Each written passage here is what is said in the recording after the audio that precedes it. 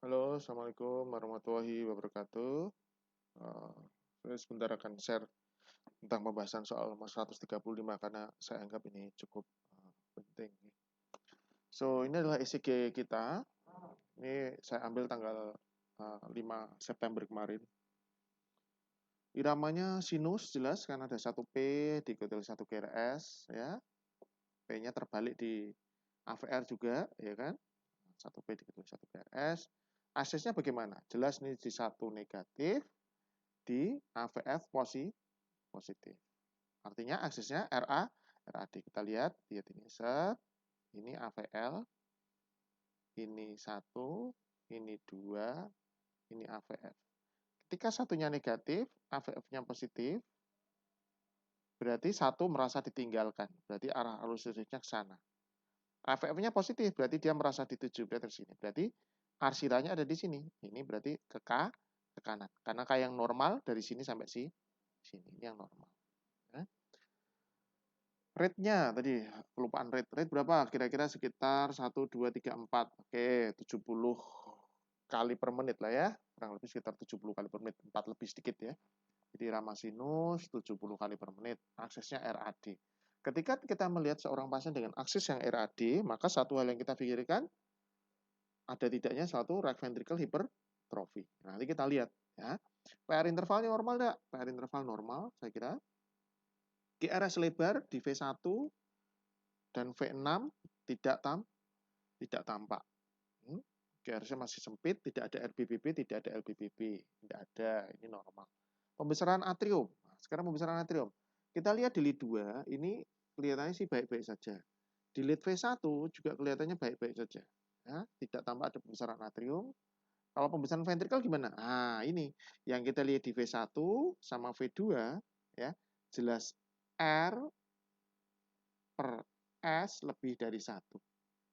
Teman-teman boleh buka buku R per S lebih dari 1, itu menunjukkan suatu curigaan suatu hipertrofi ventrikel kanan. Memang sih di V5 V6 tidak tampak persisten S yang dalam banget. Pada klasik right ventricle hypertrophy biasanya di sini akan R-nya kecil, S-nya dalam di sini di V6 ya. Tapi pada beliau ini masih masih relatif ada gelombang S tapi tidak sangat dalam. Bagaimana dengan koroner? Oke, di lead 1 ini kayak ada gelombang QS ya. Tapi kalau kita lihat lebih detail, ini sebenarnya ada RS kecil. Kita lihat di AVL. Nah, kalau yang di AVL ini memang kayak QS ya, karena R-nya nggak ada. Tapi yang di sini, ini masih ada gelombang R yang kecil. Kalau ini QS, ini RS, ya kan? Ya, terus kedua kita lihat lagi ST elevasi jelasnya ada. Nah, di hampir semua lead ini di 3 di APF ya. Terus beberapa lead lain kita dapatkan ST depresi tapi tidak begitu khas banget. STT changes di 3 sama AVF. Terus di lead lain jelas ini ada juga. Tapi T-nya juga mengalami namanya flattening. Ada T wave flattening di sini. Apa implikasi dari temuan EKG ini? Oke, mungkin yang di satu AVL mungkin bisa aja suatu old myocard infarct ya, high lateral ya. Bisa aja. Tapi harus kita ingat bahwa aksesnya ini RAD ya. Bisa aja RS di 1 sama AVL ini bukan dari old myocard infarct tetapi dari akses yang bergeser ke kanan karena hipertrofi ventrikel kanannya. Ya. Terus kemudian STT changes di tempat lain. Kalau di 3 AVF bisa kemungkinan karena right ventricular pressure yang meningkat, RVH itu bisa ya, walaupun tidak sangat khas banget gitu. Tapi ada flattening T wave di beberapa titik, oke, mungkin bisa aja suatu gejala hipokalemia. Nanti kita lihat di sini ya. Jadi intinya ini yang kanan adalah menunjukkan tentang RVH. Ingat ini. Nah, tadi sudah kita dapatkan R per S. R dibagi S-nya kan malah nggak ada. Lebih dari 1. Berarti jelas ini 1. V6-nya ini. Nah, kalau yang kadang-kadang sering RVH yang khas banget ya ini, V6-nya lebih dalam. S lebih dalam daripada R-nya, itu di V6. Nah, terus kemudian tadi yang kita dapat ada T yang mengalami flattening, ya. Bisa terjadi pada hipokalemia. Ini adalah pattern pada hipokalemia. Prolonged QT interval. Bentar. Paling simpel itu kita lihat QT interval adalah ketika kita membagi antara ini sampai sini dibandingkan ini. Ada enggak di atas 2 kalinya? Ternyata ada, lihat ini. Nah, ya. T-nya kan sampai sini. Nah, apakah ini 2 kalinya ini, QT, 2 kalinya R ke R? Ketika di atas 2 kalinya, kita perlu melihat lebih detail kemungkinan suatu prolonged QT. Jadi mungkin ini kecurigaannya ke prolonged QT. Jadi betul ini mengarah ke curiga suspek suatu hipokalemia. Kemudian kita lihat ini pasien masih di depan saya ya, dengan gambaran keluarnya adalah sesak. Kita lihat HB. Ini maaf saya belum sempat, ini adalah tanggal 21 Juli. Pada waktu pasien opnam di rumah sakit lain. Ya, HB-nya masih cukup baik, leukosit masih cukup baik, ya. Tapi memang pattern neutrofilnya agak tinggi. Tapi ini 21 Juli, waktu beliau opnam. Bilirubinnya meningkat jelas ya. Albumnya masih normal. Tapi CT scan toraknya jelas di paru kiri ini sudah fibrosis luas dengan kavitas. Terus terang beliau tidak membawa foto torak, cuma membawa hasil ini aja. Kemudian di paru kanan menyokong TB aktif ya. Dan arteri pulmonalis melebar sesuai dengan hipertensi arteri pulmonalis. Jadi diagnosa kerjanya apa nih? Pada waktu saya pasien datang ke tempat praktek, ya, ini kebetulan masuk ke tempat praktek. Jadi kalau lihat beliau keluarnya dengan sesak, ada udem, bengkak seluruh tubuh, kemungkinan adalah right heart failure karena kur pulmonale, ada udem menasarkan, ini saya sebut supaya kita nanti bisa melihat perbaikan ke depan bagaimana. Ada hiperbilirubinemia dulu, curiganya saya pada right heart failure ya karena cardiac cirrhosis ya. Kemudian TB paru lama dan aktif, itu curiga dari CT scan. Apa yang harus kita lakukan? Nah, ya pasien kita reanamnesa kan, karena tadi baru anamnesa singkat aja. Kemudian beliau menyerahkan data-data. Kemudian kita lakukan reanamnesa. Ternyata sesaknya itu sudah bertahun-tahun, tetapi tidak pernah paroxysmal nocturnal dyspnea. Ini khas untuk suatu heart failure kan? Ya. Tapi ini tidak ada. Tapi memang dulu bisa tidur terlentang, tapi sudah 3 bulan ini harus tengah duduk, ada ortopneu memang. Tapi dulu tidak ada ortopneu. Artinya heart failure yang memburuk ini kurang lebih pada bulan-bulan terakhir. Dan kalau teman-teman nanti dapat pasien ya, dyspnea tanpa PND, tanpa ortopneu, maka ini curiganya ke arah PPOK. Tapi kalau dyspnea dengan PND dengan ortopneu, curiganya ke heart failure. Pada beliau ini memang combine antara heart failure dan PPOK. Ya, ada kombinasi antara heart failure dan PPOK. Karena pada 3 bulan ini harus setengah duduk. Kemungkinan karena kerusakan paru yang sudah sangat luas. Edema nasarkannya sudah 3 bulan terakhir keluar masuk, hasil lab tadi 21 Juli. TB sudah 2 tahun, stop masa opnam terakhir, kemungkinan karena memang pada waktu itu ada suatu gangguan liver, walaupun bisa juga itu bukan karena obat TB, itu karena cardiac cirrhosis ya. Cuma SGOT, SGPT saya tidak dapat data. Obat-obat tidak jelas, sudah seminggu tidak minum obat dan tidak dibawa, dan jelas maaf pada waktu datang dengan sosial ekonomi yang kurang baik. Kebetulan pasien ini datang ke praktek saya di Rumah Sakit Harapan Ibu Purbalingga dan pakai umum, di mana dengan ini saya sangat terbatas. Jadi jelas ada edema nasarka, tensinya sekian, tapi akralnya hangat, pulsnya itu cukup, ya walaupun tidak sangat kuat, tetapi cukup saya kira. Akralnya hangat, orangnya bisa kontak obat, tapi edema nasarka. Ya. JVP-nya jelas meningkat. Dari ketika saya tidurkan, baru mau saya periksa sudah mulai agak sesak.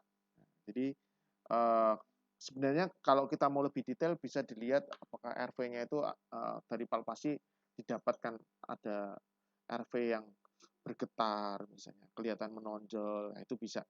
Kemudian pada auskultasi kita dapatkan P2 yang mengeras. Nah, P2 yang mengeras, yang khas banget kalau ini suatu hipertensi pulmonal adalah ketika sampai terdengar di apex. Dan kemudian kita dapatkan kalau terdengar sampai P2 mengeras dengan terdengar di apex itu pasti pH, sudah pasti. Ya.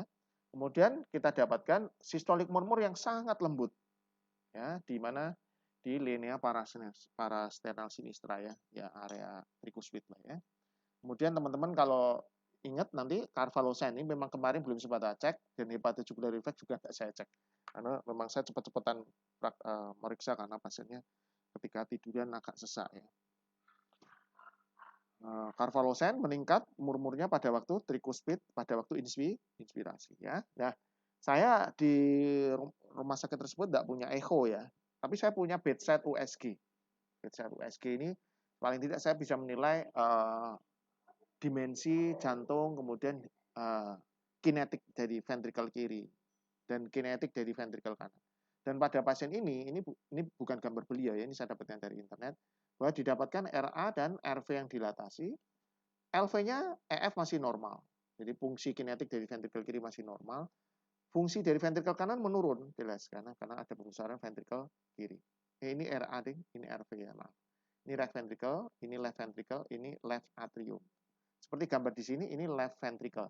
Ini right ventricle. Pada yang normal, lihat, ini besar, lebih besar daripada yang kiri. Pada beliau, itu RV-nya lebih besar daripada left ventricle. RA-nya lebih besar daripada left atrium. Pada kondisi yang normal, ini slightly lebih besar sedikit daripada RA. Sedikit lebih besar daripada RA. Tapi pada pasien ini, RA-nya lebih besar daripada left atrium. Jadi dari semua data-data ini diagnosanya kerjanya jelas. Menurut saya tetap tidak saya rubah diagnosa kerjanya dengan data-data tambahan tadi. So pertanyaannya apa yang harus kita lakukan? Apa yang harus kita berikan? Pertama, pasien ini harus opnam apa enggak? Kalau misalnya opnam apa yang kita berikan? Dua, kalau rawat jalan apa yang kita berikan?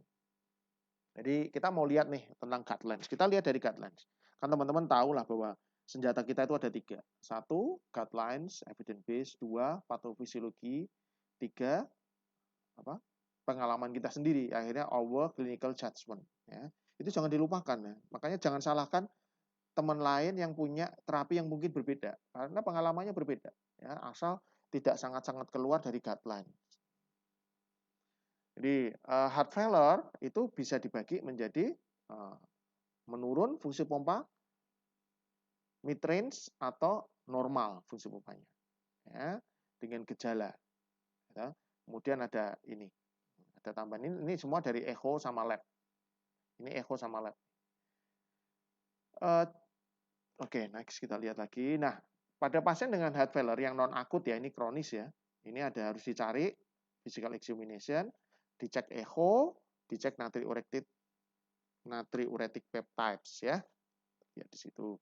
Kemudian pengobatannya. Nah, pada reduce ejection fraction. Nah, kalau yang memang ejection fraction masih normal memang belum sangat clear banget ya.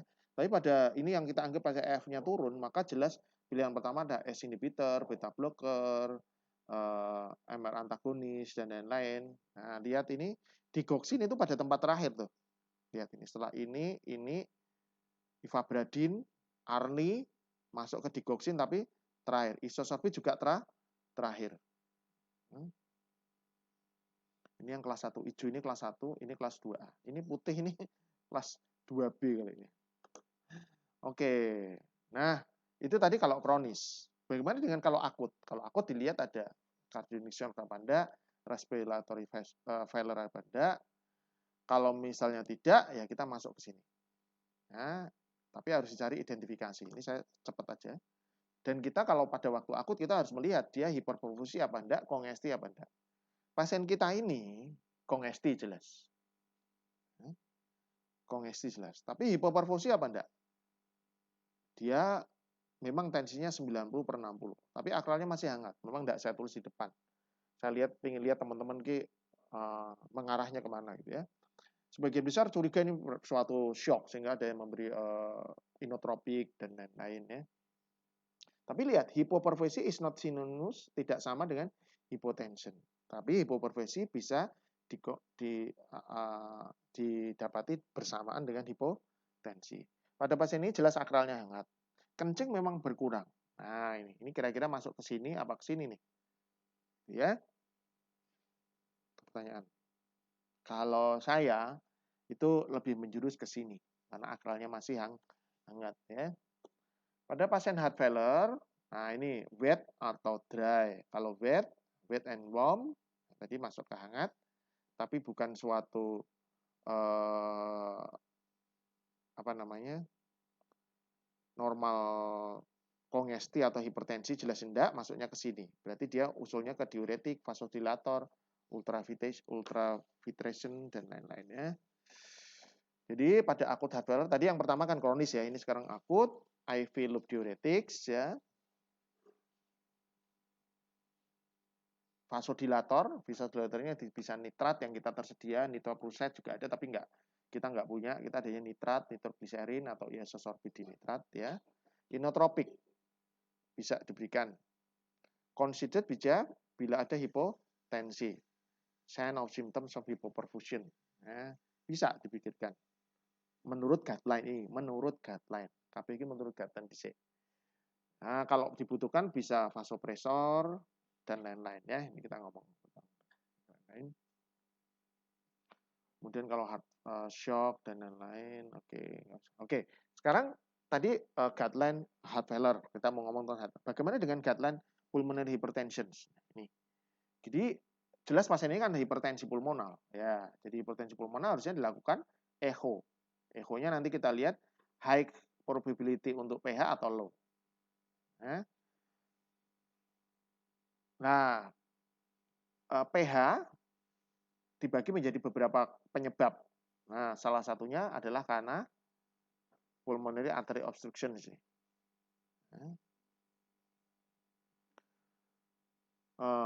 Pulmonary artery obstruction, tapi kalau pada beliau ini termasuk yang ini, lung disease atau hipoksia. Jadi ini COPD, dia termasuk yang nomor 3. Beberapa teman sudah menyebut dengan benar, very good. Nah, apa sih kalau PAH ini yang kita berikan pada pulmonary artery hypertension? Diuretik, jelas nih ada O2, oral antikoagulan, anemi ini harus dipikirkan. Nah, lihat ini, pada guideline sekalipun pada PAH itu penggunaan dari ACE inhibitor, beta blocker, ivabradine is not recommended. Lihat bro, ini tidak direkomendasikan. Kecuali ada comorbidity, misalnya high blood pressure, ada CAD karena elevated. Tapi kalau penyebabnya adalah karena pulmonary artery hypertension, itu ini tidak bisa.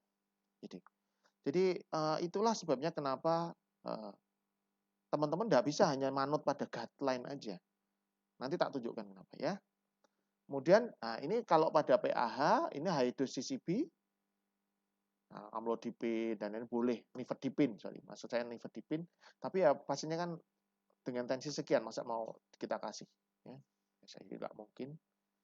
Nah, ini ada beberapa terapi untuk mengurangi pressure, mengurangi tekan dari pulmonary hypertension-nya. Jadi misalnya yang kebetulan ada di kita itu sildenafil misalnya, ini atau berapros, ini kita punya.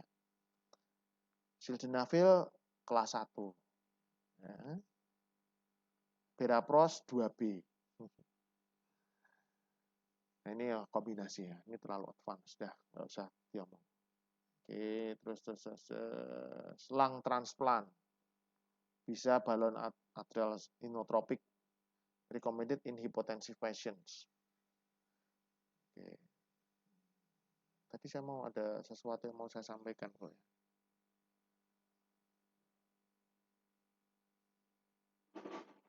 To do and not to do sebentar. Nah ini, lihat ini. Saya lupa tadi, ini mau tak sampaikan. Banyak teman-teman yang bilang untuk memberikan inotropik. Nah, tapi lihat ini, guidelines kelas 3, inotropic agents are not recommended unless the patient is symptomatic hipotensive atau hypoperfuse.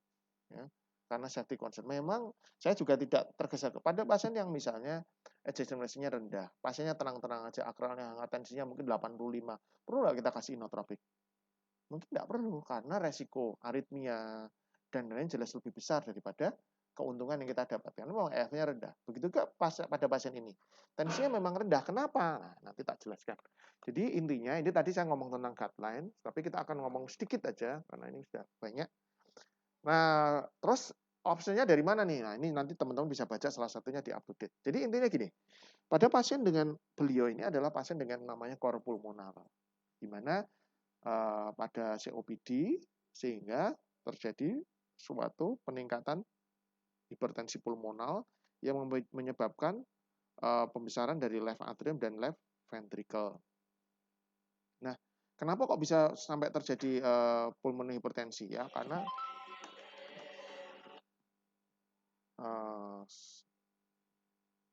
bentar. Karena ini apa namanya? Ada endothelial dysfunction, destruction pulmonary vessel dan lain ya. Jadi ini nanti dibaca.